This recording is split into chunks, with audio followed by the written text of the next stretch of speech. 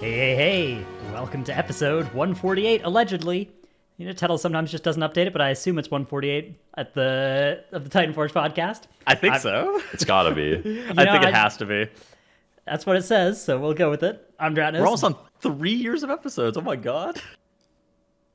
Yeah. Oh my god, you're right. Hang on, what's 52 times 3? That would be 100. Is this our 3-year anniversary? I feel like we've been going for more than 3 years, right? Because we must have missed more than 6 episodes over the course of those years. Well, yeah, of course. But when did we start? I feel like we started in Unot. Maybe Jaina, though. it was Unot. Because I remember I was looking at our show notes the other day. Our first show notes was like talking about Unot nerfs. Okay. Unot nerfs. Okay, so it was like Unot. It was like May. Okay. May of That's crazy, what? man. Time flies. 2019? Yeah, so we've been going actually for 3 years and 4 months, and we've missed probably, like 20 weeks and hit 150? Not bad. That's not bad. Yeah. That's pretty good. That's not bad for us. Yeah.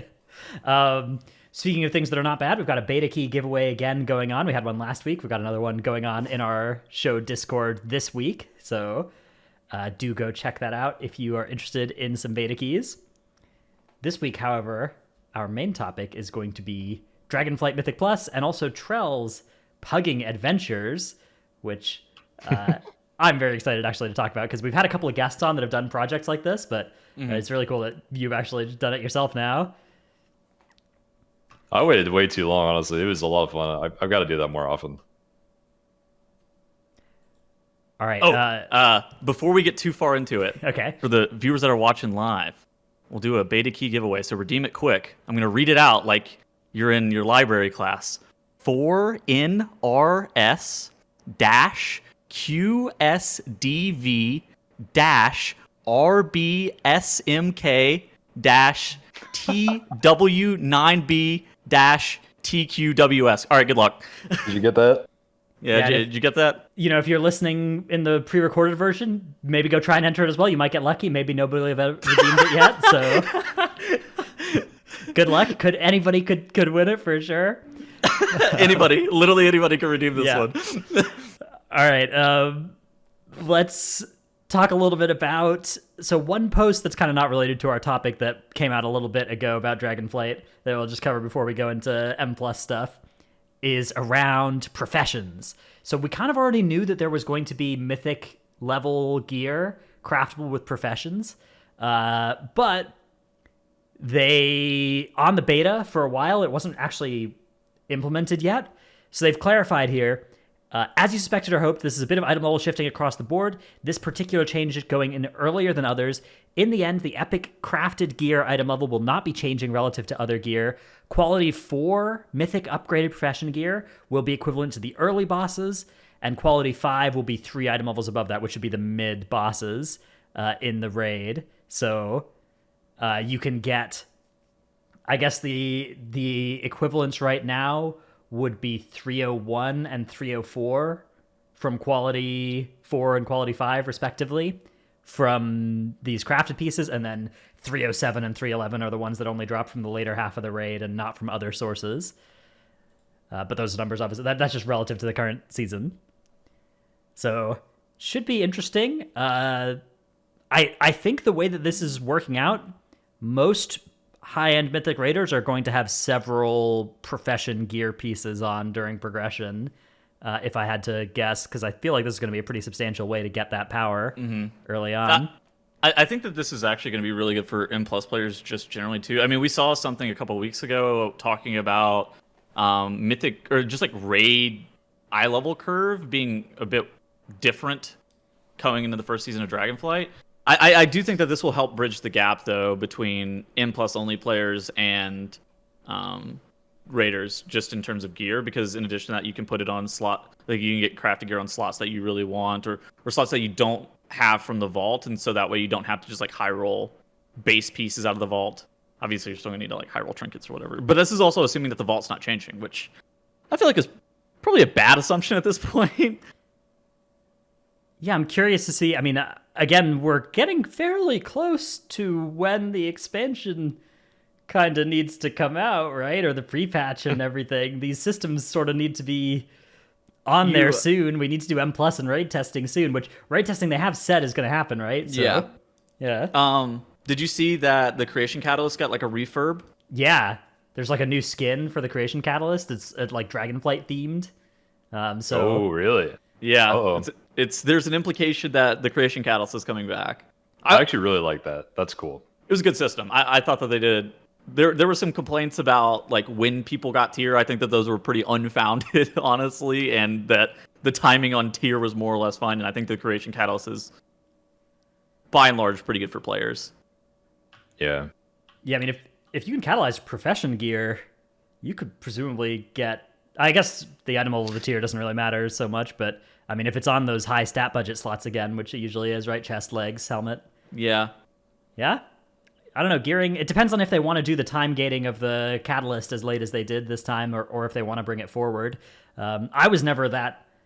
I didn't really ever think it was that late, but I remember at the time everybody was like, this is so late, so I wonder if they will push it up a couple weeks as well. It was the 8th week of like... It was a short season. It was like a 30-week season. It was like the 8th week of a 30-week season. I don't know. You think that's late or early? No. I think it was totally fine. Okay. I think it was even fine. longer than that, wasn't it? It actually wouldn't even been 30 weeks. It would have been longer. Maybe it was 30 weeks, but like even still. It's hard to remember at this point, but yeah, I feel like it was fine for the average player as well as us. Yeah, I mean, I don't know. Obviously, like there were a lot of people who didn't have tier until the catalyst came out, but the question is just, would it have been better to move it earlier or not? Yeah, we're fine. I'm not sure. I think the catalyst just as a general system is really good. Do we know if those BOEs or if the profession gear is going to be BOE or if you're stuck with only being able to wear it if you're the profession? I think that even if you're not the profession, you can like work order craft it, so it's not like BOE, but you don't have to have the profession. You can hire the crafter using the work order system, I think. But I will admit I'm not 100% sure on that. I'm not 100% sure. Either way, that solves it. I think the work order system's really cool too. Yeah. So Trell's quitting raiding again for the third time. No. And becoming a Mythic Plus only player again. Well, the thing is, some of my guild watches the show. Stop. The M+ only lifestyle, you're still capped at the like 304 equivalent, right? And there's 4 raid bosses that drop higher eye level loot than that. So I don't know. Yeah, Still I think might be like tough. Karasis and I were talking about this, who's probably going to be on the show at some point, but the gear curve is even worse in Dragonflight, like we just mentioned so far, where Mythic Plus players are just gated more and more this year, especially with so many 311 options. And then next year, as they ramp up the gear throughout the entire raid, that's going to be really hard for M+ players to keep up. Like a good example would be Greg, who was on the show, is a purely M+ player as well. It'll be harder for him. I think that this is probably the worst season that they're ever going to experience, though. Yeah, the average eye level is going to be like here. You can actually get to 311 average, right? Whereas next season there's less bosses that drop higher eye level than the best you can get from M+ than this season at least. Yeah. All right. I guess let's move on to start talking about Dragonflight M+, where we do have some very exciting news that is not 100% confirmed, but as of right now, on the latest beta build, Tyrannical and Fortified were already in. They added Sanguine, the Season 1 affix placeholder, Raging, Bursting, Quaking, Bolstering, Spiteful, Explosive, Volcanic, Storming, and Grievous, but notably, Necrotic and Inspiring were not added to the beta along with these ones. What did you guys guess whenever Squishy DM'd you guys? I guess Necrotic first. I didn't get to Inspiring, but I think I would have. Before he even finished writing me the message, I was like, is it Necrotic? I was like, a Necrotic bolstering? Are they God? Yeah. I guessed Necrotic Inspiring, but the reason I thought Inspiring was because of the seasonal, some of the dungeons that they're bringing back, like Halls of Valor on Inspiring sounds so annoying. Yeah. True, yeah. I will say, like, I mean, Inspiring really negatively affects so many old pulls, right? Because, like, old pulls tended to have, instead of, like, a bunch of medium important kicks, they would have, like, 2 abilities in the whole pack, but, like, they one-shot you if they went off, right? So just like, you need to stop this. For me, it was just weird. Like, the CC reduction was fine on Inspiring, in my opinion. The kick lockout was the thing that was always the most egregious to me, where it's like, okay, there are just some pulls that become And obviously, like, Inspiring was set up in a way where more often than not, like, the inspired mob was the mob that you needed to kick and stuff like that. But even still, like, it limited your pulls by so much in certain situations. When I first heard it, I was actually kind of bummed that they didn't pick bolstering to take out instead. But the more I think about it, I think it's fine because both these affixes lose you a similar amount of time. But bolstering, typically groups have more tools to deal with it than inspiring. Because like the only tank class that can really deal with inspiring 100% of the time is monk, and that's who ends up usually deciding how these affixes go. And like bolstering any tank kind of has the ability to pull around the affix in comparison to inspiring. So I have a question. So since you guys have both been playing tank a lot this season, is Necrotic even an affix this season though? Like it's been nerfed so heavily lately. Is it even really that bad still? The 5-second nerf is like not. It's not actually like you still have a lot of necrotic stacks on the pulls where you get a lot of necrotic stacks, like early Solia's Gambit, lower Karazhan pulls. You'll still get to a lot of necrotic stacks on pulls like that. Yeah. There are a lot of dungeons in this season's rotation where you don't get a lot of necrotic stacks ever, and yeah, if you're playing Blood DK with 70% Kyrian parry, Dwarf. even if you're not playing Kyrian Dwarf, like if you're literally just playing Blood DK, it doesn't stack up much. Yeah. There's a ton of factors that make it a non-issue. It's not even a non-issue, but much less of an issue than it has been in the past. And it's like you just said, it's the parry from Blood DK. You have like 70% chance to parry at all times. You have Kyrian File, you have Dwarf, you have like 4 second duration on the debuff rather than 8 or whatever it used to be. And so yeah, it's a lot easier now. But those tools going away, like the choice to just be freely Dwarf or 70% parry is definitely going to be gone. You know, that's going to make Necrotic be horrible again. So it is definitely good that we're getting rid of it finally. Yeah, I'm not going to be like, I feel like the way they nerfed bolstering, giving it a duration instead of just going in and tweaking the numbers of it was like, okay, and like making it not affect bosses. If they wanted to keep Necrotic, I think they needed to do a similar style change to it, rather than just, you know, tuning one of the numbers on the effect. But they never tried that, so I'm glad they're just deleting it if they're not willing to try something like that. Because the only problem I still have with bolstering, and I think you're right, it was a really good nerf they did to it, but the problem is it still loses you time no matter what in the key, even if you play nearly perfect and pull as efficiently as you can. But it also requires them to pre-select mobs that they want to blacklist from bolstering, and occasionally they still miss some mobs. They've gotten a lot better at it, but they still miss some mobs, like in Grimrail Depot, the very last pull of the dungeon. Those loaders should definitely not bolster. And they still do. Yeah. It's fine. Like, yeah. I do think overall, like, affixes are getting into a state where they're more or less... They're not even, but they're getting better.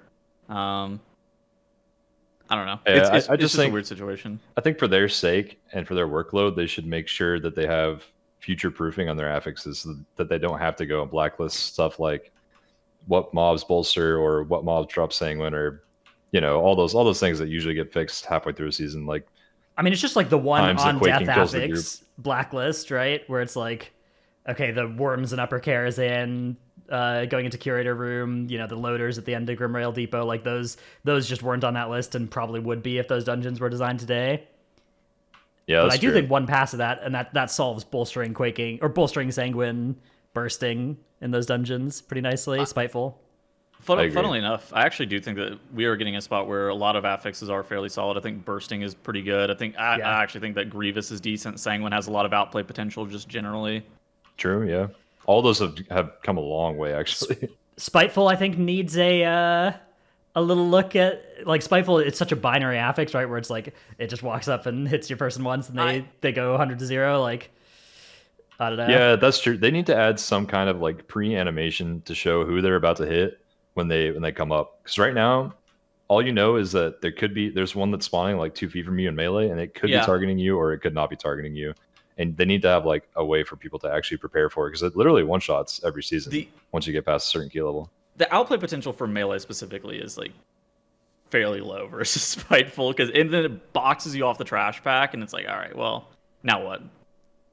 Yeah, I don't know, like certain utility like Death and Decay slow is really good against it, obviously, and like weak auras that air horn you when you're fixated by Spiteful, but like I don't think those are particularly good things to have be how you beat an affix. So yeah. Oh, also that they keep you in combat, and it like just adds so much time to your runs if there's any kind of RP that you have to get out of combat for. That is so annoying. I do think that just in general though, it's affixes, at least for like the last full expansion, have been moving in the correct direction. You guys remember like coming into Shadowlands, we didn't even have Grievous that got removed per stack off of direct heals, and we didn't even have dispellable bursting. We didn't have stacks on bolstering. There was like a lot of stuff. Storming was just tornadoes that didn't get consumed. Oh yeah, storming was so awful. I think they were moving in a good direction with affixes just generally. I agree. Yeah, they're doing a good job. Yeah, I think that Inspiring and Necrotic, I'm glad that they're gone. I would have also been okay to see like an attempt at doing like a big nerf to them instead, like a kind of functionality nerf rather than just deleting them. But if they weren't interested in that, gone is better than keeping them as they were. Are we happy with the number of affixes that we are going to be looking at now, though? Because we're going down from to what, 1, 2, 3, 4, 5, 6, 7, 8, 9, 10 total affixes now instead of 12, and we'll still have 12 weeks in the season, each of which need 2 of these 10. Are we going to see more repeat weeks? Like right now, we have on the calendar, we have we have 2 weeks with the same affixes. Are we going to see more of those with like just tyrannical and fortified swapped? Did we really need 12 weeks? Like, let's just sit back and... Did we really need 12 weeks? I think they could slam it to 8 weeks and we're probably okay, right? I've been advocating for less weeks in the rotation for a long time, because sometimes when we have a short season, you only get the very best week on each tyrannical or fortified combo one time when everyone has like near good gear at that point. And so it's kind of frustrating. Like if you have plans that week, you literally can't play that season if you're trying to get like really high keys done. That's just a byproduct of like top end players, though, right? Yeah, but it's a 12-week rotation. That's 3 months. I don't like the 12-week rotation, but I think that I was just saying that I think the logic there is maybe a little bit faulted. I think the 12-week rotation is bad because I just think it's too much variance between like top to bottom. Yeah, well, I mean, realistically, it's never going to be perfectly balanced. There's always going to be a best week. Obviously, we would all like them to balance the affixes somehow to the point where you could play literally any week and you could get the same keys done in the same amount of time with each comp. But the reality is there's always going to be one week that's best, and if you miss that week, you're screwed, especially if it's a 12-week rotation. Sure. Yeah, I do think that there's like they could put some more weeks with both Fortified and Tyran. I hate that the one that we have right now is Spiteful Necrotic. That's the only one we have. Like that week is fun enough that we get to have it twice per 12. Dude, I just did the Pugging thing on the Necrotic Spiteful week, and that was awful. There was like nobody playing and signing up for the keys. Yeah, but getting some of the less painful weeks like that, I think could be fine. Yeah, I don't know. I'm down for less than 12 weeks. I do think the main problem is more just like the difference between the good weeks and the bad weeks is still pretty great. I think it was a little bit better earlier this expansion, actually. I think it was pretty good in like season 2 of Shadowlands in particular. They kind of balanced it, and then they kind of made it worse to nerf Fortified and buff Tyrannical to just like they put a bunch of bad weeks on Fortified weeks, and I feel like it took a step back. I think that these dungeons are like part of it too, right? I think I think this pool of dungeons is fairly nice with a lot of bad affixes. Like, except for Lower Karazhan, there's not that many dungeons that are super punishing on the kind of historic bad affixes like bolstering and stuff. But would you mind like a major shakeup of affixes? Well, or do you think that we're kind of okay with what we have right now? Do you think it's more or less okay? I mean, when you say major shakeup, like deleting of affixes, or like deleting of affix rows and stuff like that. I mean, first of all, that would represent like a huge time investment, like work thing into affixes, which may or may not be worth.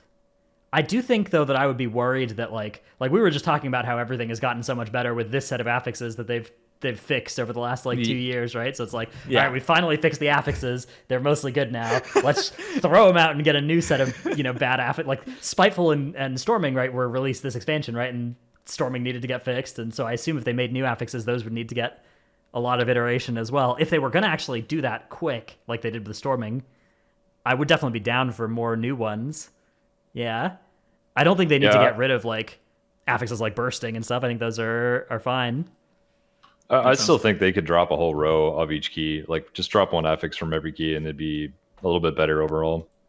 Yeah. We talked about that a couple times in the past. I mean, I think that's like one of their easiest options of reducing the impact that affixes have on each key and trying to balance them better. Yeah, my thoughts are just like you end up I feel like I'm in a sand trap a lot of the time where there's like so much negative affixes. Like Yeah. maybe cutting a row would be beneficial, but at the same point, like we said, it's at the point where affixes have finally gotten to a spot where they're like, okay, these are getting the way. There's no week that is completely unplayable. Even the worst weeks right now, which involve 2 affixes that we just saw get deleted, they're like still fine. You're able to do keys within a couple of key levels, maybe like one key level, even of like the highest keys. Yeah, that's true. I do think it's because we have so many options of player power at this point in the X-Pack, though. That's true. I think it's more magnified at like Season 1, Season 2, when you don't have nearly as much throughput or just extra spells and abilities, tier sets. In our case, this expansion, I don't know. That's my opinion. All right, let's move on to discussion of Halls of Valor and Shadow Moon Burial Grounds, being the dungeons rounding out the Dragonflight M Plus Season 1 pool, joining the Ruby Life pools, Algathar Offensive, Algathar Academy, Naku Defensive, Azure Vault, Court of Stars, and Temple of the Jade Serpent. I think we talked a little bit about this last week, but we want to kind of go more in depth into like what's going on with all of these, and I think we want to talk about what sort of season is this going to be, right? If you think about like the texture of Shadowlands Season 4 being a lot about, I would say, for instance, there's a lot of dungeons kind of like the Upper Karazanes and the workshops that the Grimrail Depots, where it's like short linear boss rushes this season, and we're kind of going to try and put an early picture of what next season is going to look like as well, by talking about what these 8 dungeons are like. So let's start off with the Dragonflight dungeons. We have the Ruby Life pools at the top of the list here. What's the TLDR of this one? Trell, you want to take it? Yeah, I've actually done this one, so not a bad idea. I haven't done a lot of beta yet, but I plan to once Mythic Plus is out. Ruby Life pools seemed like a good one though so far. It's one of my favorites. I think I ran 3 or 4 of them a couple months ago. But this one is like a nice 3-boss dungeon. Love the short dungeons.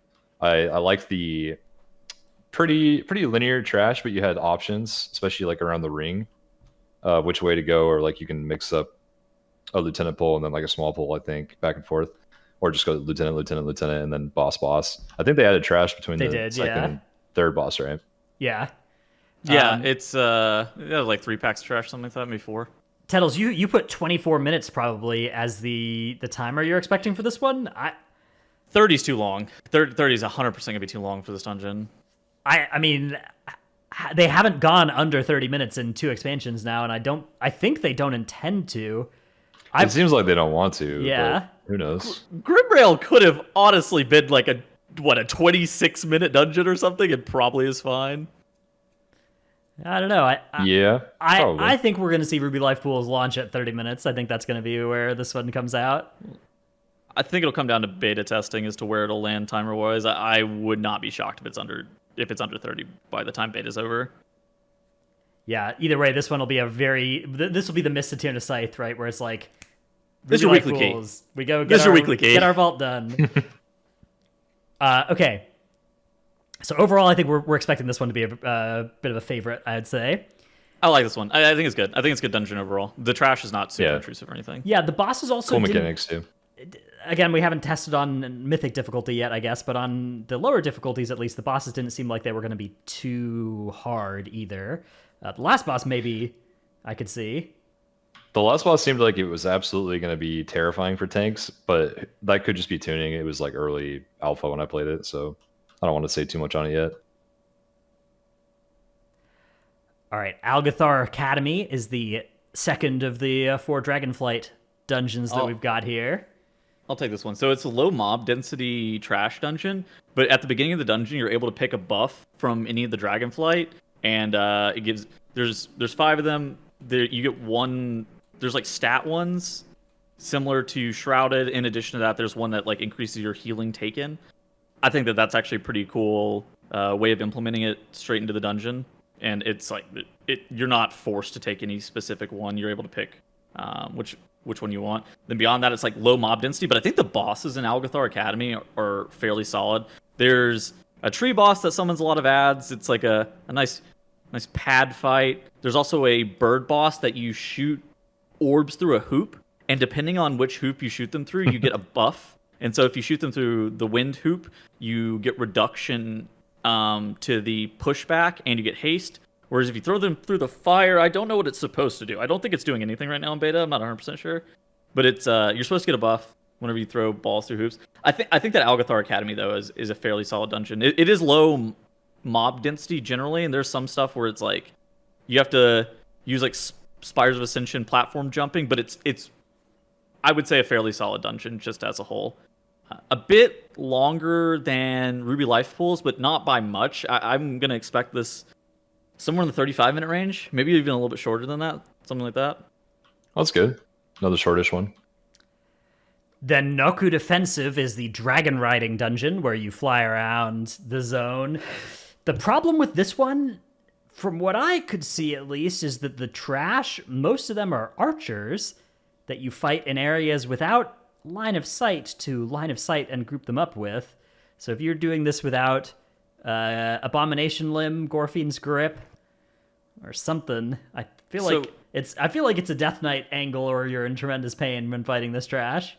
Or a warrior heroic leap. Yeah, but that's true. That's true. That's a good point. Trell, have you done this dungeon yet? No, I've seen people do it. It looks cool, except for like what you said. There's way too many archers and casters. Like that is just so annoying for any group. Even if you have mass grip, it's just still annoying. Yeah, there's a lot of like debris scattered around the battlefield, but a lot of it's fake line of sight as well. Which if it was just real line of sight, that would go a long way, I think. Yeah, I agree. I think that like the dragon riding is honestly the best part of this dungeon. So whenever you hear dragon riding dungeon, you're like really worried that the dragon riding is going to be the worst part of the dungeon. I think the dragon riding is probably the best part of the dungeon. I generally think that it's like designed pretty well for dragon riding as a experiment. I am kind of also worried about the trash. There's some really annoying trash mobs, like especially in the second boss area. There's like MC mobs and like a bunch of ground effect swirlies. I also think that, like the patrols that are just around like these mounds is rather problematic, and they get pulled basically in every single run. Maybe again, this could just be because I'm really bad, but like they always end up getting pulled in every single run that I'm in. Yeah, I think it could be both. All right. Could be both. Then the final Dragonflight dungeon is the Azure Vault. So we're not getting the other four. The Azure Vault, Tettles, you got some strong opinions about this one. Do you want to go on a little rant here? I do not like this dungeon.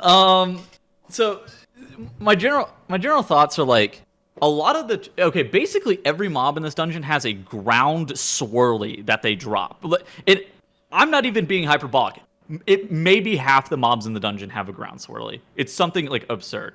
In addition, they do a bunch of different stuff. Some of them polymorph you. Some of them charm you. Some of them stun you. There's also ground effects on the boss where it's like you have to drop these frost puddles. And I think that there's also way too much travel time just generally in this dungeon. So you have to port around the Azure Vaults just utilizing like these book teleports. And I think just in general, there's way too much travel time. And I just don't like the design of the trash. I think the bosses are more or less... I haven't had issues with the bosses, but I think just like the design of the dungeon and then design of the trash has been something that I'm not a fan of. Is it like the Theater of Pain teleports? Or is it fast? Like it's fast. It's faster than the Theater of Pain teleports, but you have to hit them a bunch. It's fast. I think as long as they make them really, really fast, it's not the worst thing in the world. But my gripe is when it's like Spires of Ascension kind of travel where you literally have to AFK for like 30 seconds several times. That is so annoying. You have to go into separate wings of the like instance. They're like massive wings of the instance. So you have like you gotta like run back and forth. Yes, that's the issue. Okay. Is like you have to run back and forth. This is like so it's there's like the a lot DOS of travel issue. time. It's less bad than DOS travel time, but it's got a lot of travel time just as a general rule. Okay. Interesting. All right. One thing that's nice about it, though, is that it does drop this item, the Tome of Unstable Power, which, if this thing makes it to live, you will be farming for this on a lot of different specs. It makes an arcane rune for your whole party to get an absolute boatload of primary stat and lose a little bit of crit. Well, quite a lot of crit as well. If you drop this on every player, does the int stack? Like, I'm already at 0% crit. May as well just stay at 0%, right? I'm not sure. I'm not sure how exactly that works, but even if it didn't, you could rotate them. Like, you could just use them in sequence rather than in parallel, and it would still be good. So yeah. But like, if it could stack, it would be broken, right? Because you would run five. You just run all of them, and then you would drop them all at the exact same time. Yeah, exactly. Because you would use this on somebody who is like low crit, right? Like in a party of people who were low crit and didn't care about losing that much. Item. Yeah, well, I don't think this is going to make it to live, but if it does, then we're going to have a lot of Azure Vaults runs for trinkets. You're going to put these on your healers. You could sabotage the crit fire mage and drop them below crit cap or whatever. Well, they auto crit during combustion. This thing owns on fire mage. This thing's like turbo bis for them. They love it unless that's true. That's true. Yeah, a different crit class.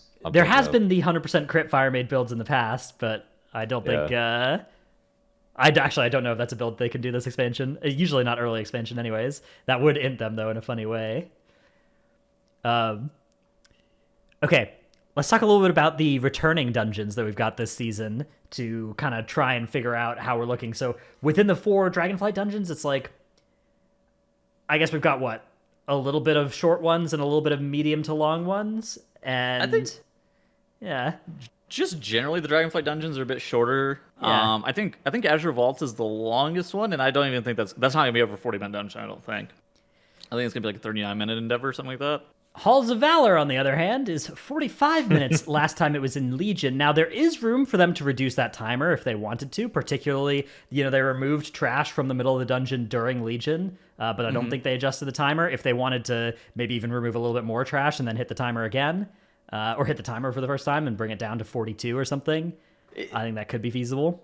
This dungeon was done in like 38 minutes whenever it was current, and like that was pretty consistent. Like, the timer was 45, but it was like 45 with a wipe. It was the same sort of like lower Kara's, lower Kara's end timer, right? Where it's like the timer is long, it gives you time to wipe. You don't ever need the timer if you don't wipe. Yeah. I'm actually super excited to see what they do with halls, because I think in today's age they are a lot more aware of glaring issues that halls has several of to begin with. And so I think they're gonna nerf it down to a spot where it's gonna be a pretty good key, just like lower is right now. But first of all, they got to nerf Herja. We all know Herja is insane. And then they've also got to take care of a lot of the casters between the first and second or third boss, whichever way you go. Like that entire hallway, banquet hall, those casters are unreal. So you're under the assumption that they're not just going to ship it as is, kind of like with what they did with this season? I think even if they do, I mean, I hope they don't, but even if they do, I think they'll nerf it pretty quick based on what we've seen them do this season. Yeah, hopefully they fix it during beta. If they fix it during the first month of it being live, I'm still okay with it, but obviously, would love for these things to be getting done during beta rather than that. I think some people were asking them to just cut a few packs of trash too. I think that's not a bad idea, because that it is a long key, even at 37 minutes, 38 minutes. That's still a very long key, And they could cut some percentage that you have to get or remove some areas. I just remember Thunder Callers and Rune Carvers requiring way too many kicks. Obviously, this has been 4 years at this point or something like that. But I do remember the Thunder Callers and the Rune Carvers just being too many kicks, even if you're just playing the packs normally, not doing crazy pulls and kiting. If you're just playing them by themselves, I remember it being a lot 100%. Of interrupts. And there were so many interrupts, but people were able to take care of them because we had 5-second long stuns for the first thing that existed back then, and then multiple stuns that didn't DR each other, I don't think. And then also we had 4 or 5 Blood Elf AoE silences back then too. So you would stun the mobs for 10, 15 seconds, and then you would silence them for 12 more seconds total. So that was 30 seconds straight where they just couldn't cast, and then the tank was out. When I initially saw this dungeon, I was kind of confused about why they picked halls. But the more that we talk about it, and the more that we think about some of the things that they could change to make the dungeon just and improve it, I feel like maybe it's a little bit better of a pick generally, because it is a good dungeon. It just needs some refurbing a little bit. Yeah, I agree. Yeah, definitely would have been a bad one for Inspiring, as they noted in this article. The middle trash area. Shadow Moon Burial Grounds was the other one they announced recently as well. It is a dungeon that is older than several WoW players at this point, but it was, I think, one of the more... So obviously we actually had the vote for which WoD dungeons came back. I think this one came 4th or 5th in that vote. I'm not sure if we actually still have the numbers on that, but I think it got beat by like Everbloom and maybe Skyreach or Alkendon or something, but yeah. If they never bring back Skyreach, I think it's too soon. Yeah.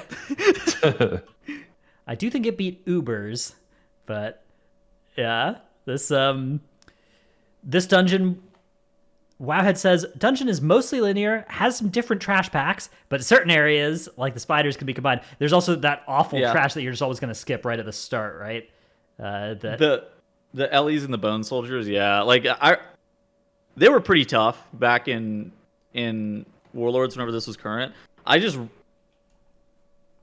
don't actually know what to expect with Shadow Moon Burial Grounds. I think that this is a dungeon that they could go a lot of different directions. They could even start adding mobs in here, and I wouldn't be overly surprised, because the mob density is rather low in certain spots of this dungeon, but the mobs that they have aren't great. So I could actually see them like removing packs and remaking them if they're really going hard.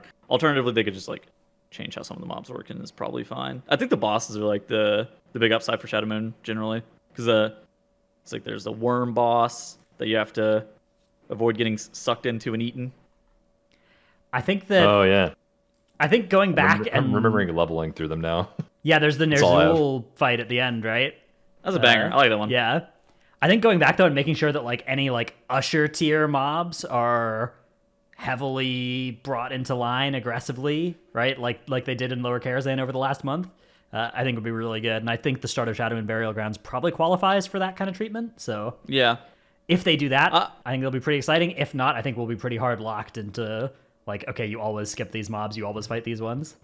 I worry with like Burial Grounds and Jade Serpent. So I mean, we could talk about Jade Serpent next. Sure. But yeah. I worry about these two dungeons in the sense of like mob telegraphing on abilities and just generally what the mobs do, because we saw this even in Grimrail and Iron Docks, where like some of them had mechanics. Not every mob had mechanics. Some of them who didn't even telegraph what they were doing with their mechanics, and that had to get patched in after the fact. Obviously, I think that with more time coming into the expansion, or hopefully we're able to beta test these dungeons soon, we're able to kind of like get that stuff bug reported in advance. Be like, oh, okay, there needs to be some telegraphing on this mechanic. I don't understand what I'm even dying to. I do think though that like Temple of the Jade Serpent doesn't have many mobs that do much of anything either. There's like 4 trash packs. Yeah, it sort of brings us into a question from Squishy in Discord, which is, if you could make one change to each of the 4 returning dungeons, what, if anything, would you do? I want to use one of mine to talk about Court of Stars, which I like Court of Stars. I'm glad it's coming back again. I know there's some people who are like, is this too many times of Court of Stars? But I do think a lot of people like didn't really play much Legion Time Walking at all. Didn't really engage with it much there at all. And I do think this is a really sweet dungeon, but I think they gotta look at the profession stuff in there. I think the whole profession items thing is a big red flag for me, because if my profession ends up mattering for M+ in an expansion where they want to do the whole, professions being a end game thing you can do casually outside of raiding and stuff, I feel like that's going to make it impossible, in the same way that like all the cool Covenant stuff they shipped Dragon or Shadowlands with, I couldn't engage with because all my characters were Kyrians because I was playing, tanks. Mine is Jade Serpent just needs to be modern in regards to the dungeon and the loot pool. So it's actually not one or the other. It's actually both of them. So I don't have an issue with the trinkets that came from Mists of Pandaria. They're just like RPPM stats. It's more or less fine. But just I think a lot about how the loot pool worked for the WoD and the MoP dungeons just does not fit with what we're currently looking at. In addition to that, there's like issues where Legion dungeons don't have weapons at all because of the legend, like the artifact weapon was so prominent in Legion. So basically, none of those pools have the weapons, and so I think that maybe modernization of the loot pools. That's true. But then like modernization of the trash for Jade Serpent, it's not really something that you can do where you have 6 different types of mobs throughout the whole entire dungeon or whatever, and there being one mechanic across all 6 of them. The other 5 just melee you. Whatever the numbers exactly are, I'm not 100% sure. I'd have to go look, but still. Trell, do you have any changes you'd make to any of these dungeons? Besides, we talked a little bit about the Halls of Valor, like Herja and Middle Trash area as well. Anything jump to mind? I mean, Halls of Valor would probably be mine because I don't know Temple, the Jade Serpent, or Shadow Moon very well. I didn't play back then, but yeah, I think it's just the trash in Halls of Valor. I hope they cut down the trash a little bit, reduce their cast frequency by a lot, and then a second thing would be Herja, obviously. Do you think they're going to add a Voker buff in Court of Stars? I hope they delete those buffs entirely. Really, all of them are gone? I don't know. Maybe change it a little bit so like the engineering orb is usable if you like kill a mini boss in front of it or something. But other than that, I'm off it. I think they were. I don't know. Like, so you think there needs to be like a made? Okay. There needs to be some way of equalizing it to where you don't randomize which buffs you're going to get every run like do in MDI Great Push. They have them all consistent, and then also just a way like more ways to activate them since the profession and class stuff is already a little bit outdated. All right, let's move on to our tip of the week segment. My tip of the week is about the workshop first pull tank solo strategy. Shout out to Raxel on Twitter who sent in some of this tech as well. I actually want to fully explain this whole thing and then some ways you can make it even better. So the way this works is your tank can run in, be the only person who's down there. All the rocket barrages will target your tank. If you have the pack all grouped up, it will die to the rocket barrages. And that's very good. That's a good way to save some time. Your tank needs to be able to live by themselves there, but they can send all their cooldowns because they don't need any for the first boss. And so it's a great thing to do on high keys. But there are some problems with it, which is you're often needing to be moving as the rocket barrages are coming out, and so you end up having the swirlies not under the middle of the pack because you're having to move out of those swirlies yourself. But you can have either a player with an immunity, 2 players with immunities works even better, come in with you and just immune under the pack, and then all the swirlies will be baited onto them rather than onto you as the tank, and you can just stand there and have everything hit the whole pack. Or, and this was what Raxel sent in, you could have a pet do it as well, using Eyes of the Beast or Eye of Kilrog, standing under the middle of the trash as well, baiting swirlies right where the trash is. So I just fished up a clip. Legendary. I will play this as well for any visual learners. You should also avoid summoning pets like Kevin, who will bait swirlies off to the side. The deal with the big deal with using pets as well is that they can't get knocked back by the saw blades. Right. And so like you can walk in with immunities, but you can still get hit by the saw blades. But if you're using pets, like you see the Eye of Kilrog and the Hunter pet just vibing here, they're not going to get knocked at all. And so it's really easy to kill the whole pack with that. Yeah, and you can do it with a knock immunity is really good if you're playing DK. So you want to press Death's Advance when the blades come out, and then you also want to place them you want to place the whole pack in between the lines on the floor. You want to place them like on one of the bigger squares close to the pack so that nothing gets knocked by the blades. There's actually a lot of optimizations you can do for that. It's pretty cool. Big tech indeed. So make use of that. If you're in workshop and you want to save some time, get those things killed, not have to send any cooldowns on them besides some tank defensives. Trell, what is your tip of the week?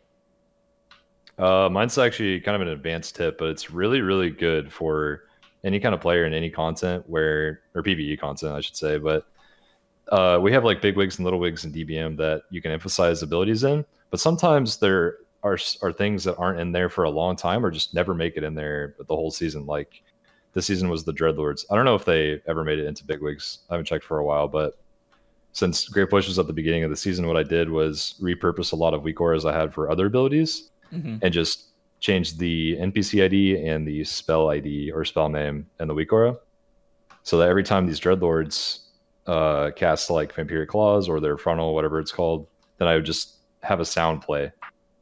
And that's really important because, especially in dungeons like Grimrail, you can't even see the mob half the time. You're staring into a wall as a tank, so you need to be able to hear when that stuff's happening. Did you put this in our Weak Auras channel in our Discord? Not yet. I will do that right now, though. Unbelievable. Yeah. So anyone wants to go pick that up, I'll remember to put it in the description, but definitely check out our show Discord. This is why I made the channel. The Weak Auras resources channel in there, very good. And the general tip, I think, of repurposing Weak Auras that are similar to what you want, that trigger off of a similar ability from a similar mob, and just going in and changing the load conditions and the actions and stuff is really big. That's something that I use. I use that for Mythic raiding all the time as well, whenever I need something reminded in a similar way. All right, Tettles, what are we looking at in your clip of the week? So I was looking for clips of the week. There's a lot of people playing Wrath of the Lich King Classic. So then I started clicking through Trell's clips, and I saw that he had Oshir on the boat. Trell, you mind explaining yourself how you got this boss on the boat? This wasn't even my idea. This is the Pug's idea. And I was like, wow, they're actually going to want to coordinate this. But yeah, so the tech here is, until it's fixed at least, you tank the boss like near the stairs, so the party's like ready to go up the stairs to the last boss area where we are now, and then you wait for him to attempt to summon wolves. And if you summons wolves, you can still do it. The wolves don't reset the boss if they run up the stairs, but then everybody goes and baits after that to the spot on top of the boat except for the tank. And then as soon as he leaps and tries to feed on a player, he's stuck on the boat. It's just a matter of getting the tank up there with the group. So you have to have some way, like a Warlock Gate or just a fast mobility spell to get up there. But then you're good for the rest of the fight. He doesn't summon any more ads. Yeah, big cheat. Does he still do time to feed? He does all of his mechanics up here, right? He attempts to do everything. He gets time to feed off because he has line of sight on players. But since he has no line of sight on any of the cages in the third boss room, he doesn't actually do any of those mechanics. Big exploit.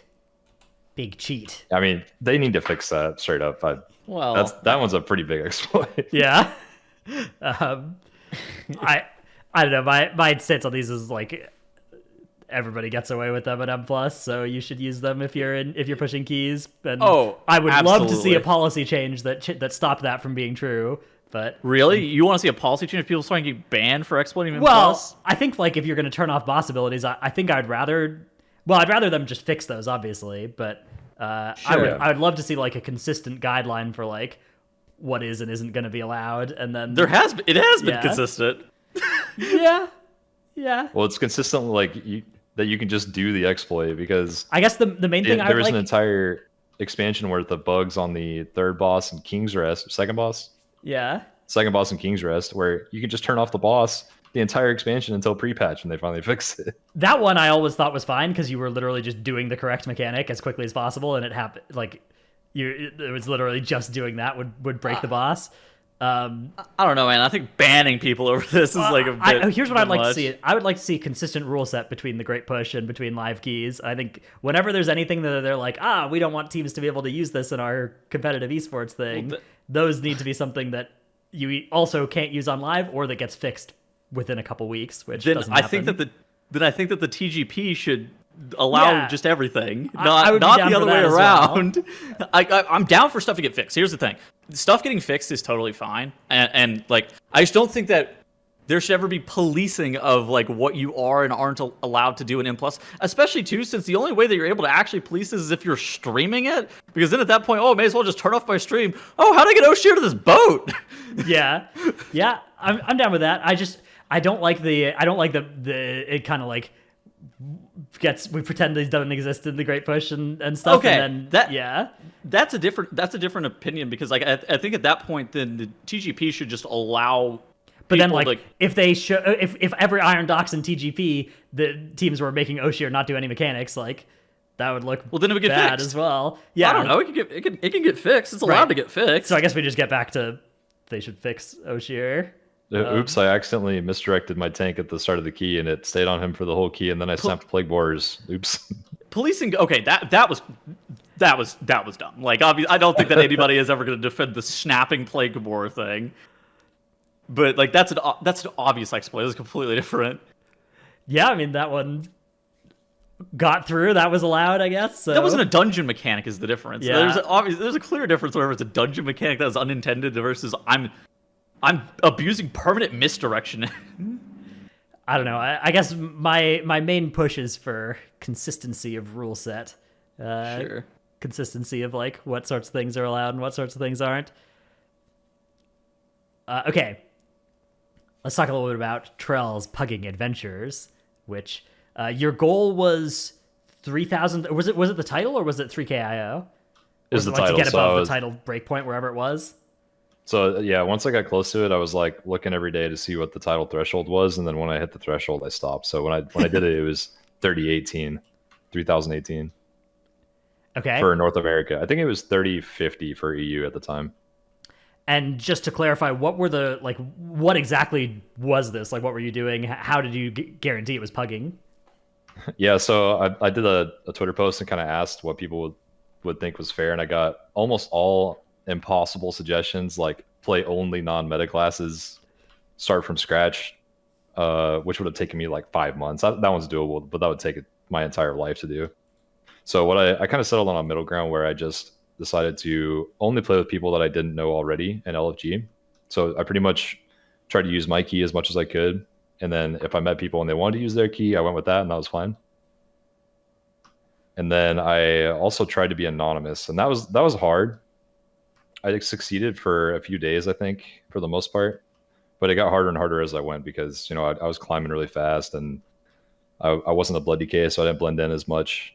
But I still think it went pretty well as far as being anonymous. I saw you hit your Raider IO page. I think the only thing that's like, it's almost impossible to do this also while streaming too, right? Like, there's some level of balancing content versus like the challenge is integrity, and I think that like you probably did a fine job. Like you hit your Raider IO. It is what it is. Yeah, I mean, I had to strike a balance for sure with streaming it. Like, streaming it obviously made it easier for people to find me as well, but even then, like, almost every single time I formed a new group, they didn't know who I was at first, and they usually found out like after a key or two. They're like, "Why is this guy doing this very specialized route at 2400 and never dying and never needing a heal?" Like that's the more obvious thing than just me having my stream on. But it was really cool because I knew I was anonymous a lot of the time because I would get backseat tanked and stuff like that and a bunch of keys. It was super funny. Not bad. Yeah, we love that. Okay, so what was the point? What were you trying to investigate or prove? And then what did you learn? I really wanted to see what the pugging experience was like these days because I haven't really done it in years. And that's kind of where I started in Legion is pugging and kind of meeting people. And now it's kind of evolved into just meeting people through my existing friends only and not having to pug. But this is really interesting. I think the community has a lot that they could do better easily, and we talk about it a lot on the show. I think the most striking example was I would meet a really good player, and I would want to play with them, and I'm sure they want to play with me at that point. And I would be like, "Okay, you want to stay for the next key?" And they'd be like, "I don't need it for score. See it." And the lesson here is if you find someone that's really good, especially a tank or a healer, you do their key with them no matter what. Even if you don't need the score, you're probably going to need the next one that they get because it's going to be a successful key. And that's just how you not only get score in the long run, but you meet more people by playing with people consistently, or at least more consistently. Do you think this is a byproduct of you being a tank, just generally, the success that you saw, or do you think this is just like a byproduct of being a skilled player? I think I probably had a slight advantage being a tank. Because I could list my own group and do my own routes. That's the biggest advantage. Sure. But even if I was a skilled DPS player, I could still do the same thing. It would just take a little bit longer to get into the network initially, I'd say. But once you have a network of people, you can get into keys if you're a good player. You offer to help them with their key and you're good to go. I do think that the tank kind of carries more of the group, right? Like you'd rather have a good tank than a good DPS in the group, and guaranteeing that you're the tank is ideal for doing this in as few keys as possible, I'd say. Yeah. I mean, obviously my situation is a little unrealistic too. Like I have so much experience in these keys. I just came off the Great Push. I wouldn't expect anyone to be able to do this in 9 sessions like I did. this is just like the speed run version of pugging to rank 1. Like I'd say it would take at least 4 or 5 weeks, for anyone else in my shoes without the experience. How long do you think it would have taken you if you were playing Windwalker? Obviously, you're like pretty proficient at Windwalker. You even played it in some of your TGP dungeons. You played your TGP time trials. Do you think you would have been able to have it done at least even by now, or do you think it would have been something that's like? I don't think I would have had it by now. Okay. But I think I would have been able to do it within the next week or two, if that makes sense. So maybe maybe a couple of weeks longer than as a tank, but it's harder because another thing that was really interesting is that once I got to the rank 1 key threshold, like right where you want to have keys done at 27, 26, 27, 28, all the applicants were like 10 warlocks, 10 survival hunters, and that's it. Maybe like one warrior every now and then, or one shadow priest, and there was literally no windwalkers. I was even trying to take windwalkers to keys to try to see if I could find a good one, and there was none. So I think if I were to play windwalker, it would have been a lot more challenging just to get into groups, even though it's still a really good class. I'm sure it also I'm sure at some point you're also going to hit a threshold of you just end up start playing with people you know, or at least like know of in the community and stuff like that, where you're like, okay, because I need to do a 28, and it's like, okay, the only people who are listing 28s in LFG are people who are doing also like 28s, and it's like, okay, yeah, at some point the population I shrinks. actually avoided playing with people I knew of or had played with in the past 100% of the time. The only time I broke that rule was when I did a homework key with Tettle's Warlock. You're welcome. Oh, just for fun. I carried that group. Don't make that face. I carried that group. Oh no! It was actually I was trying to find a second warlock to make him dual for overall damage, but I ended up taking like a non-meta class for fun. I took a rogue, I think. Yeah, you beat the rogue in damage too. Oh no! It was close. I don't know if it was. I think I've had a rogue in every single key this season so far. I'm sorry for your loss. Yeah, it was a good time. There was one other instance where I accidentally got into a group. I was invited to a group, and then someone I knew joined the group after. And that was like out of my control. It was whatever. It wasn't like a big key. But like all the 28s were with people I did not know existed before I did this project 2 weeks ago. Were those like, what was your success rate like in those keys versus getting 220s, getting to 25s? What were all the, like, could you feel a difference in the difficulty of the keys? Yeah, it's funny you bring that up. I think that the plus 20 to 24 bracket this season, or just what you could call the middle level key bracket, was the hardest part of the whole journey, because you had people of skill of all ranges in those keys. Like I would do a 22 and deplete it sometimes, doing the most efficient route in the world, and it would just deplete because people, would mess up too many times or not know how to do something, and the key would be dead. But then you get to like 25s, and then all of a sudden you have like a 85% chance that everybody knows what's going on, and it's smooth. It's really interesting, actually. And when you said you were running like your high tech routes, like how high tech were you doing? What were your kind of plans? What were some of the things you were doing in some specific dungeons that were different, that were off the beaten path? I was tailoring to my class a lot. I was making sure that I could easily lift poles, and I was also doing things where I could type while tanking, so I could like tell people what to do, and so I think that alone probably tipped some people off that I wasn't like a normal 2400 or 2200 IO tank, But like a lower care was a good example. I asked one of the pugs I played with a lot, a priest player, he's a really good player, Moisty. Disregard the name. I talked to him after. I was like, when did you know it was me? And he was like, well, after the 24 lower care or 25 lower care or whatever it was, I was like, there's no way this guy doing this crazy route and not needing any heals was just a normal player, But the route was like, it was like a straightforward route. I pulled ushers and everything in this route because it was only a 25. And ushers are actually really, really good in that. Like I said a couple weeks on the show, I don't mind. Like if you have and you're in a coordinated group and you link the usher route, I'm like, I look at him and be like, all right, that's not typical, but I'm like, I don't hate them. Like they're not that bad. The only crazy thing I did try to do that was stupid was the Firelands pull. I tried to do it in the pug. I coordinated all the stops beforehand, and then we got to the pull, and it was about to go really well, and then the inspired mob broke. Yeah, no, that happens. I mean, that happens to even like coordinated groups. So I don't even feel that bad. So what did they think whenever you said that you needed help doing the first pull of workshop because you weren't a blood DK? So the first time I walked in there, I was like, man, I think I might not be able to do this myself. And then I tried it myself, and it was easy to just Bruce. Oh, was it easy? That's Okay. no big deal. Yeah, Keg smashes Death Strike. Haven't you heard? Yeah.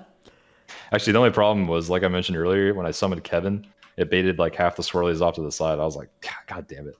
Yeah, that's Pets are banned. maybe that's a higher mirror dungeon. You just don't press bone dust. That's it. Doesn't Kevin spawn if you proc a Bone Dust? No, he doesn't. No, okay. All right. God bless. Thank you, Kevin. All right. Let's see. Okay, so obviously like the big variable difference for you versus like the average pug experience, right, is you're like a genius, great push tank or whatever way, but like most pugging situations not going to be like that. Like most people trying to push their level in pugs, right, are just they're just kind of chugging through at a level appropriate to the dungeon, right, where it's like kind of close to timing or depleting each time, right? What sort of, I guess, advice would you notice is like what are kind of the weak points you were seeing in pug play specifically that would be easiest to improve, just generally, I guess, or was there not one answer fits all, or a lot of different pugs making different mistakes? You definitely have to take gambles on everything you do in pugs, and you have to pick like the most likely to succeed option in every single scenario. And so that includes taking players from LG. That includes which polls you're going to do, who you want to kick certain things, and how you explain it, and like how you communicate. You want to like do the easiest possible thing to understand for your pugs at all times. And so like I would just make it super super simple. I'd walk into a poll in lower Kara, and I'd say me diamond, and then my auto marker would go off and mark 3 mobs, and I'd make sure that diamond was one of those every single time. And I always made sure that I had the most important kick as well, so that if one of them missed their kick, which is pretty likely across the board and all key levels, then it wouldn't be a disaster, How often do your groups dissolve due to mistakes? They hardly ever dissolved once I got past the 20 to 24 bracket. And that's another thing. Like when I was in that first couple days in the 20 to 24s, there were times when people would just log out and ghost the rest of the game. Or Happens. they would make one mistake and I could tell they wanted to leave, and I'd be like, still winnable. Let's get it. Winnable. And I think that like probably made a difference sometimes, because I think a lot of pugs, like especially at that level, nobody says a word, and one person fucks up and they disappear from the poll for like 5 seconds, and everyone's just like in despair, like, oh, this is over. Surely we won't time this 21 iron docks now. And the reality is you can mess up like 20 times at that level, even if you have mediocre to good DPS, and it'll be fine. So I think like me trying to keep up morale and not lose 40 minutes of my session was very important. All right, we have a question from Maliand in Discord. Hope I'm pronouncing that correctly. With Trell pug tanking to 3k, do you ever experience decision-making fatigue of selecting routes best suited for affixes, on-the-fly adjustments when people overpull, tracking DPS cooldowns, etc.? I love tanking once I get warmed up, but it's a slog to get back to it after a couple of days break. I do think that a couple of years ago, I would have been really fatigued by this. That's a really good question. I think that nowadays I'm so used to adjusting to people making a mistake on the fly that it's just natural for me now. Once you get into higher key levels, it's a lot harder. Like you have a lot harder time focusing on what you're going to do later in the dungeon rather than in the moment, because you're just under attack the whole time. But at like the 20 to 24 range where that happened quite a bit, I would just like open MDT while I was tanking a pull and just figure it out real quick. Or I would go through whichever weekly affix was important, like inspired beforehand, and I would just look at every dungeon pull by pull real quick, spend like 5 to 10 seconds looking at every pull and just make sure I was prepared for it. Even then, you're still going to get surprised sometimes by, like, let's say the patrolling Murlocs and Gambit have one inspired Murloc and they just show up in the tier pull at some point. And you're like, oh, I didn't consider that. But even then, like you just try to take care of it on the fly. I think that key was like a 24 where that happened to me the first time. And I just targeted the inspired Murloc and touch of death it real quick, and it was fine. All right. We have a few more questions to get to. I guess, Tettles, Trell, either of you have anything more on the pugging story? Also, where can people watch it? It's on your YouTube, right? Yeah, I threw the whole thing up on my YouTube. It's a lot of hours unedited, but Okay. I think if someone wants to figure this out or get the title and they're hard select like 100 points below, this is definitely what you want to do. The way I did it. Awesome. So do check that out. We will move on to a couple other questions, but first we get to thank our supporters over on the Patreon. They are Paul, Titanforge podcast, more like Tankster Forge tier podcast. Haven't played WoW since week 2 of season 4. Am I finally free? Also L. Never Nude, Ja, Dratnus' Dino Pillow, Chromed, Trekkie, Chewy. We should have rejoiced over the disappearance of Necrotic Inspiring affix, but they had to spoil the party by buffing Moonkin, huh? True. ZivXX, Salty Zenny, Necris, Sidmora, Tankdill, Nevuk, Eevee Survival Main, No Trick, I forgot I was subbed here, Dymat, Lufer, Rework Mistweaver. Did you guys know that T-shirts is short for Tyrannosaurus shirts? Nyx, Delete Gaming, Gallic, Brusif, Dratnostrots Abyss, Bert has ascended, the Horned Serpent lives, Monk S, What the? Monk S indeed, M Sanity, Xena, Rogue is now good enough for Prague, still bad enough to be sat for SLG, bless up. Dilemma, if you can hear us, we really need you to change that at some point before the next expansion so that we don't have a one expansion old name. Do we ever ping him with ask? Well, I mean, it's a choice. Like if you want, So, if wait. you want to keep it. But if we ping him, what are the odds that he just unsubs to our page? Yeah, I was thinking that as well. On the other hand, Okay, I'm gonna leave it. He can still be sad. it's an ethical mystery. What should we do in this position? Let us know what you think in the comments. Red color, youtube.com/workfinger, Alphabet Soup, Druid Friends of Evolved Gaming, #1 Simski for Trelsky. Lurka wants to remind the world that. Oh, dude, I haven't actually practiced my Australian accent at all since last week. Do you guys want to try this in Australian accents? Hold on. See how you guys do on this. No, I'm good. All right, Tettles, you wanna give it a go? You go first, and I'm googling an Australian accent real quick. Well, I've already done it the last couple weeks and somewhat embarrassed myself. I'll go again. It's not my fault. It's the best I had for it. I think that's a bad Solid 6 out of 10. All right. Milk. Sife, Pone, Windwalker Monks deal with nerfs by rolling with the punches. Due to Sims with 4P, Skelly will be going back to Elemental from Enhance. PI no longer for sale. I have a Shadow Fiend to juice. The Marsh Hare. Please keep Kyrian Arcane and Dragonflight. And catch me fishing at Lake Chargogagog Manchuaga Gogchua Buna Gungamaug.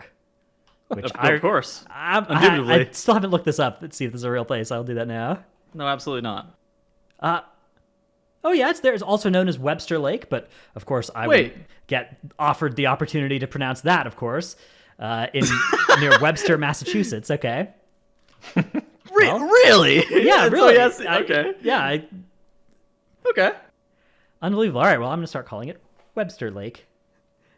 Actually, this is a cool name. All right. Last call, Tettles. You want to try it? You want to try the Australian accent on "It's Not My Fault"? Going once, going twice. It's not my fault. You went Scottish as well. Ah, fuck. I don't know, man. we It's need so hard to distinguish for us. Okay, you gotta give us. The person's name is gonna send in reference material at some point. We still have reference I material know. for this. I got sent some MP3s from some Australians. I didn't get it. Lurker also DM'd me directly and was like, "Do you want any help with this?" I was like, "I probably do badly need help." Yeah. All right. Narnar TV sends in our first question, which is, "Hey gang, would you be able to explain the Trixie and Nano strat where you line of sight in the corner?" I have a follow-up for this. I want to direct this one to Trell. Is this something you did in your Pug junkyards? And if so, how did you explain it to them? Oh, actually, yeah, I did do it in my Pug junkyards. I got to the Zolgamax poll, and as Zolgamax was dying, I typed, "Does everyone know the LOS spot?" And then regardless of if they said yes or no, I walked over and put a marker exactly where I wanted them to stand. And then somehow, every single time the range players knew where to stand. They just knew the LOS on the other side. So it was mainly the marker for me in the melee. And you need to be standing there pretty quick, right, for it to work? Yeah, so everyone has to be standing in their spots to start the fight, except for the tank who pulls, and then the tank has to get into the spot very quickly so that the boss makes it all the way there before she tries to do the Electric slide. Yeah. electric slide. Yeah. That's the main mechanic that you're avoiding there. Well, in addition to that, you're not going to get run over by Nano. But like the avoiding of the electric slide. So basically what happens is that Trixie doesn't have line of sight to any position where she can actually cast the electric slide. You have to make sure that you're lining her all the way in, though. Yeah, you have to get her there quickly. But the range spot is like turbo free. You just stand behind a pole. Yeah.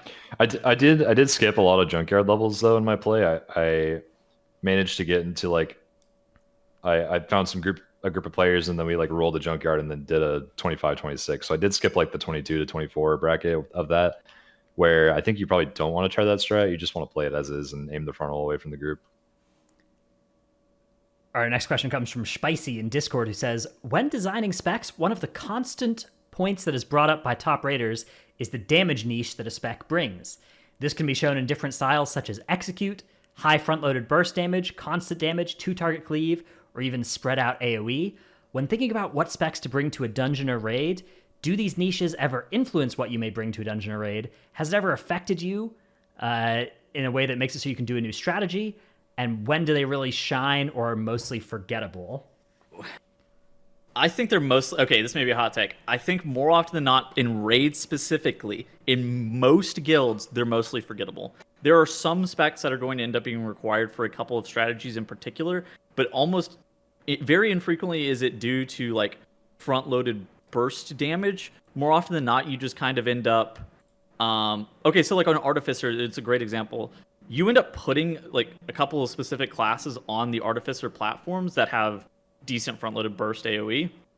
But it's not normally just like one specific class. I think the only time I've ever seen it's where it's like, oh my god, we have to have this, was on Stone Legion Generals, and it happened twice, where it was the Commander intermission burn on the shields, and it was like actually pushing the boss at the very beginning, so you needed a good balance, and so you couldn't run like a lot of off-meta stuff, because you needed like specifically hunters or wild spirits to be able to burn the shields, and then you need like fire mages to actually hit the boss. Or Windwalker for the shields. Or Windwalker for the shields, yeah. Yeah, I actually made a video about this kind of topic where I identified a bunch of different like axes that damage is on. Damage types. What's the best kind of damage? Where they took a look at several different of these. Some of the ones I identified were obviously burst versus sustained, but also like the AoE versus single target, and then like how much funnel your AoE is doing, right? Like when there's a lot of targets, how much is being dealt to the primary target versus to the extra targets. I would say there's usually a best answer for raid. Usually the more funnely your damage is, the better. Usually the more single target it is for raid, yeah, it's usually the better. Usually the burstier, the better. And there are certainly fights that good burst profiles, like even in Sanctum we saw it as well with Kel'Thuzad and stuff, where it's like you just have, the Moonkins go down and Venthyr annihilate the downstairs thing, right? Usually when there is something you're looking for, yeah, it's usually like burst damage. Execute also historically is a very good type of damage for raid, where the only exception is when they make a Sylvanas that just randomly dies at 45% instead of 0. But like on Jailer, Execute is phenomenally valuable back when that fight was hard and P3 and P4 were real phases. That was by far the best kind of damage you could have. Have you ever had a strat that was polarizing enough to where you weren't able to do it without specific comp? I'm trying to think. Oh, Fallen Avatar. Yeah? My guild killed Fallen Avatar so early to where we needed like a bunch of rogues to be able to do like a lot of the soaks and stuff like that. So in immunity metas generally is where this happens more often than not, where you're required to run a bunch of immunes. You're going to have to pick a different strategy if you just don't have the immunes that are required.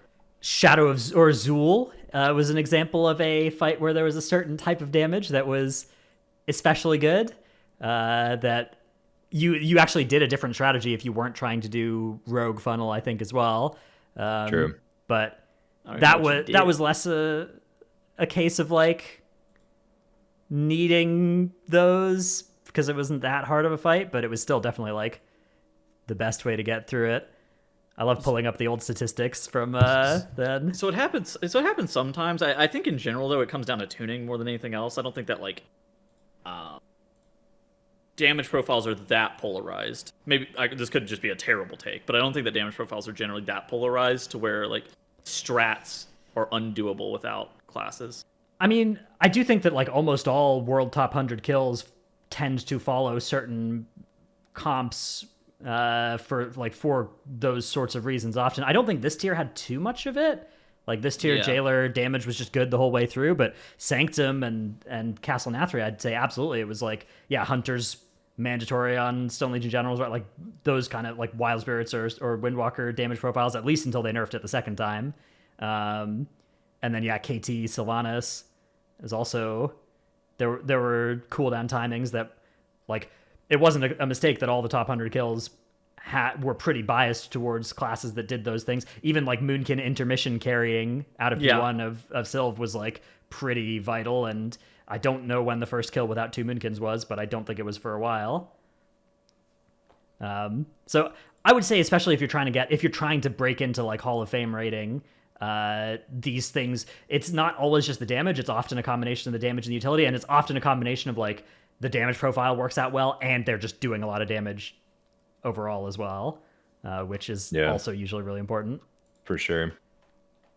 And then in Dungeons, it's completely different. In Dungeons, it's like a very different set of, like you're just looking for solid AoE kind of all the time. And then burstiness, like good cooldowns, is something that it can be good, but you don't need, like there's been specs like Outlaw that have just had damage all the time that have been good in some seasons, and then there's some seasons where it's like, you've got your 2-minute cooldowns that you own on. I think in Dungeons you're looking for something that is not just complete poverty on it on single target while being like absolute gods on AoE. Yeah, that's the problem with Windwalker this season. Actually, it's so good on AoE still, but it's just not good on single target anymore. It's not good enough. All right, our last question comes from G Bear, who says, "What is the largest animal you could take in a fist fight?" Oh God, man! Tettles already has a tier list out for this, so this is for you and me, Trell. I think I could easily take a squirrel. Those things look vicious. I think they would try and go for the eyes, but I think I could probably take it. That's probably the largest animal I'm confident against. Maybe a penguin. I don't know what much larger than that. I think I start losing pretty quick. What are the rules here? Is there like terrain we're on? Are we able to tell use us the what were the rules environment? you used. You're land list? dropped into the Australian outback. No weapons are allowed at all. Land dropped into the Australian outback. How far away do I start from the enemy?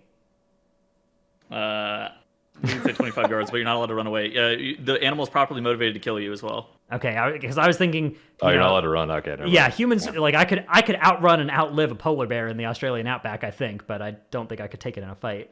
I also rank shark as they kill me every single time, but that was out of respect to the shark. Not that I necessarily thought it was going to kill me in the Australian outback. In Fortnite, the sharks are still pretty lethal on land, so I think that probably translates to being true. I'm pretty sure the polar bear wins that 300% of the time, but yeah, good luck with that. Well, no animal on Earth is You think better. Bears can run like 45 miles. You think you're outrunning that? No animal on the insane. planet beats us at endurance. Like if I'm far enough away to start with, I can. That's what humans are good at, is like running over a long period of time, over many days. That's our specialty as a species. Is that your specialty? Well, that citation needed. I think I could still beat a polar in the Australian outback. I think they're dead pretty quick out there. All right, well, I don't know what temperatures polar bears die at, but I imagine Australia is not a good place for them. I think I could take an ostrich. I think if I start like a couple 100 yards away from them, I maybe got a good chance. I feel like they gotta conk out pretty quick if it's 100 degrees. You think you could take an ostrich? Yeah, I don't know. Something about their weak neck is they just got a big weak spot. Although humans are just basically walking weak spots. So I got gaslit into thinking that the ostrich has a neck that's stronger than my arm, so that's why I put them up to kill me every time. I don't know if it's true or not. Yeah, I feel like knowing that they have a weak neck, I would be like, I will simply beat you, and then I wouldn't know actually how to exploit that. Maybe I could though. Depends. All right, well, 350-pound bird. Good luck. 350-pound bird. GL Trell. Oh, I can beat a boomkin actually. That's a 350-pound bird. True. Actually, I'd probably get wrecked. Dog. You start punching. It's like, I proc Alkin Frenzy. They removed that talent. The talent's gone now. And on that note, that's going to be the end of our episode this week. Oh, before we end, I wanted to mention one more thing. I forgot to say when we were talking about my pugging segment, but I played with like probably 100 people across this project in only 2 weeks. Like I played with 100 people at least that I didn't know, and I added a good 20 of them to my friends list. I actually dropped people off my damn friends list to add them because I think they have a lot of them have potential. Is that why we're not friends on BNet anymore? Oh, Damn. yeah. Sorry to find out this way. Oh, tremendous pain. Sorry about that, Tunnels. That is going to be it for us this week, though. We'll be back next week. Later, gamers. Goodbye.